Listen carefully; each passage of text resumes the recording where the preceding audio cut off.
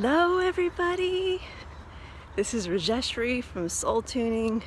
It is day 75 of my 90-day transformation in the raw, and I know it's been many a day since my last video. I kind of went into a incubation period and had to really get clear about what it is that I wanted to be focusing on from this space, from this new space that I'm in, and really allowing everything in my life to come to a whiteboard kind of situation, where I'm really tuning into this new space, new energy, new community, new vibe, and reassessing everything from that point. And are these certain things, activities, habits in my life going to stick? Am I still going to continue and give them energy or not? And if I am, where are they in the priority list, right? And not to say that these videos weren't of high importance to me, but I had a few other areas which were very new in my life, demand a lot of energy from me. And really allowing that process to happen, the emotions around it. I had a lot of emotions that came up because I have a history from way back when I was younger, of starting things and not completing them, and quote unquote not completing them. And as I've come to grow older or more wise, as I've gotten more experience in my life, I realized that my perspective on what was going on in my life as far as not completing things was actually limiting me from seeing what was truly going on. And I know maybe some of you can relate. If you've ever gotten down on yourself, you've started a program or started school or a project or whatever, and you get to a certain point, you're really fired up about it in the beginning, you're inspired, you get to a certain point, and then you stop for some reason. And maybe we throw the baby out with the bathwater because we're frustrated, it's bringing up a lot of emotion, and we don't want to feel that way. We want that feeling to go away, so we just toss it to the side. And that was starting to come up for me again around this program that I created for myself, these videos, and a couple other areas in my life, and that I wasn't giving them the attention, the energy, and completing them in the way that I initially, the initial expectations of it, right, that I had for it, and the way that I thought that I was going to complete them. And so that started to come up, which is great, because that meaning feelings of failure, wanting to just throw it all out the window, and that's great that it came up, because that's something that's clearly was still living inside of me, and reacting to it in the same old way that I used to wasn't allowing me to see what was really going on. And you have to, we get these ideas in the beginning, right, of how it's going to go. And when it's not going that way anymore, and it actually is, it's doing the job. So you're inspired for something, but you don't quite know how it's going to unfold. There's a reason you're inspired to do something. And creation does link to unsolved emotions, or I should say unresolved emotions, unfinished business, experiences that you need to have again to learn more from. Walking by a nut factory. It's kind of loud. Oh no, it's a steam cleaner. Never mind. So creation, oh, it's gonna come right by us. Hold on here.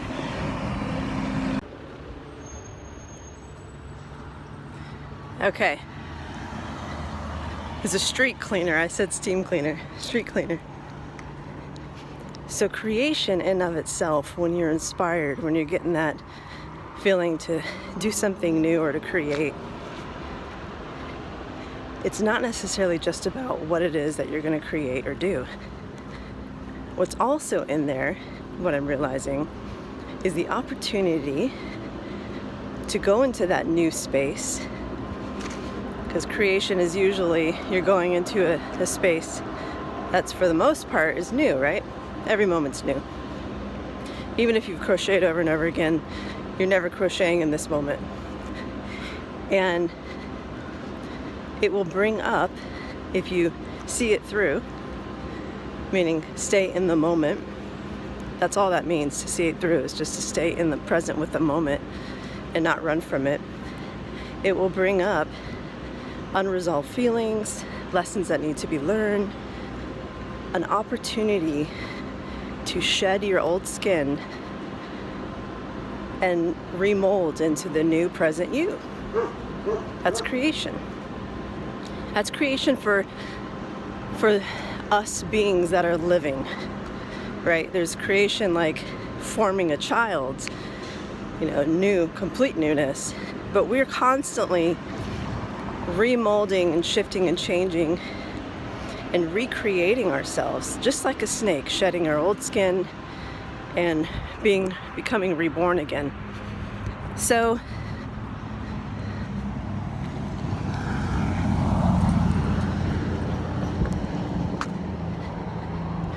it was very uncomfortable to sit with that, because my old habits were coming up. I was scared of doing that all over again, throwing the baby out with the bathwater, being perceived or perceiving myself as here I go, I failed again.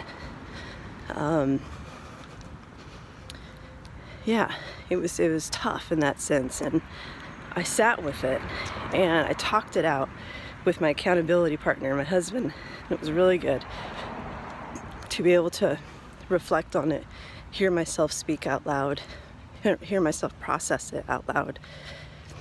Gave me a chance to reflect on it more and go deeper without judgment, just allowing it to flow.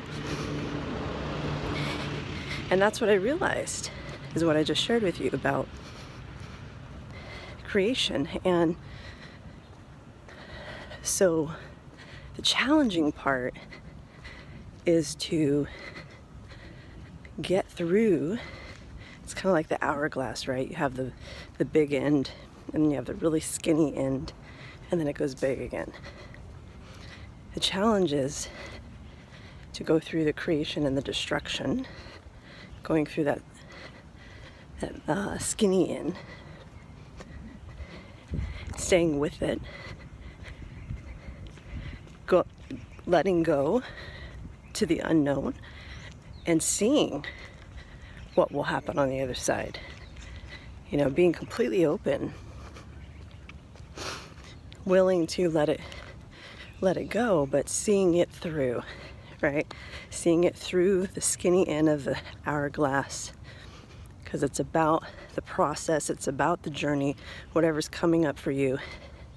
And then maybe what you started, what you created, won't exist on the other side. Chances are it won't, because it's going to be different from what you started, right? For instance, if you started with this idea that you were going to draw a square and have rainbows in the middle of it, it brought up all kinds of emotional stuff. You started the square and you get through the skinny end, and on the other side you decide to draw a circle around it and an X through it and start gluing some things on it. So just in that sense alone, it's not what it was anymore. So that's what I'm trying to portray and explain, is that seeing it through is just staying present with it. Again, not completely giving up on it, meaning not giving up on yourself and whatever's coming up for you, letting go of your preconceived ideas of how it should have been, right? And then moving into and opening up to mystery and discovering what's on the other side. Is it gonna stay? If it is gonna stay, what's it gonna look like? You know? Oh boy, you know, right? Getting excited about it after you get through the mud and the sludge of it all. So yeah, that's what happened to me these past, what is it, almost 15, 20 days, where I just kind of fell off video-wise. And it was good, because what was before got a chance to die. I'm here now, and it's completely new. And I'm allowing it to be, versus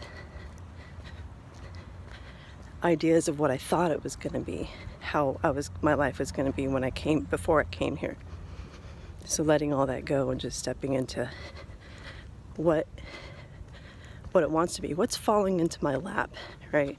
What's easily coming into my experience that I don't have to put a ton of effort into to make happen. It's just happening.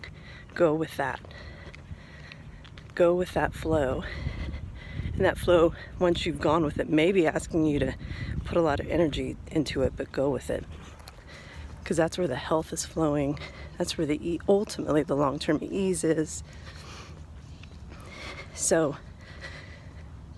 in regards to the 90-day program that I created for myself, I had preconceived ideas of how it was going to be, right?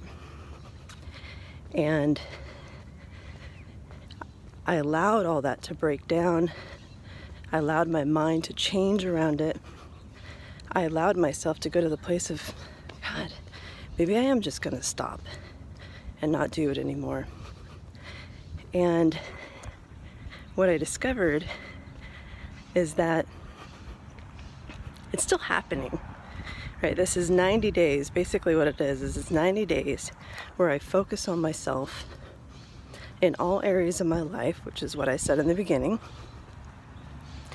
on my mental awareness, my connection to my body, my mind, my spirit, my emotions, my health, going deep in all these areas, listening, learning how to listen at a deeper level, what's serving me, what's not serving me, do I have purpose, am I thriving, am I waking up to that purpose and thriving every day,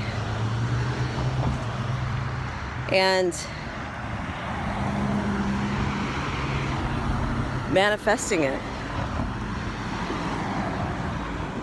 Whatever needs to shift for the better of my health and well-being, whether I think that it's a good thing or not, just opening up. And it's happened. So I'm continuing. I'm continuing. I'm going to see this 90 days through.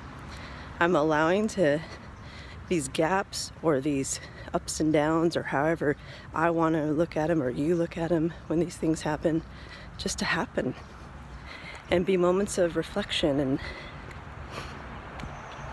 it's okay. You know, I think a lot of us get into weight loss programs or exercise programs or projects, right? And maybe they're timed, you know, like 90 day or whatever. I'm going to do this for 3 months, or, you know, you set these goals. And we start doing it a certain way in the beginning, and then we give up because we fell off, right? Fell off the wagon for 5 days or a week. And our tendency, like I said earlier, is to throw the baby out with the bathwater instead of, well, what's going on right now? You know, we have these thoughts that we need to start over, right? And that thinking alone is so self-defeating and stops us from becoming that new person that we set out to be in the beginning. The whole reason we are inspired in the very beginning is not necessarily it'll be new to what we're used to, but it's more of our true self. We're just reaching more towards our true self. That's a lifelong process. So there is no giving up, right? You're either going to do it now, or if you believe in this, you'll do it next lifetime. So you just learn from what's happening instead of, oh well, I'll just start over. Well, if you just brush it under the rug, or throw, like I said, throw the baby out with the bathwater, you're just going to go through the same experience all over again. And it will keep coming back to you until you actually stop and reflect. Stay with your feelings, even though they're uncomfortable, and listen. Get some feedback from someone outside of yourself if you feel okay opening up. Write a letter about it, and then go back and look at it later on to reflect towards yourself. That's a very safe way, if you're feeling very vulnerable and scared, to share it with anybody. Write a letter and read it in a couple days or something when you're out of that reactive state. Yeah. So that's where I've been, and it's good.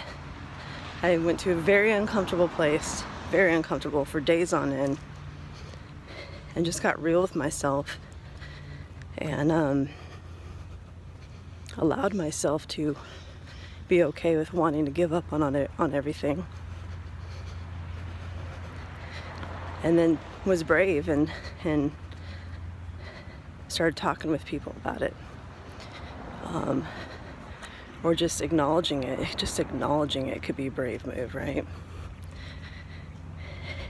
And then talking about it out loud is another step. Hearing yourself say it, and then watching someone else's face as you start talking about it. So I encourage you guys to do the same when you get in those uncomfortable places. If it's too uncomfortable, take a breather.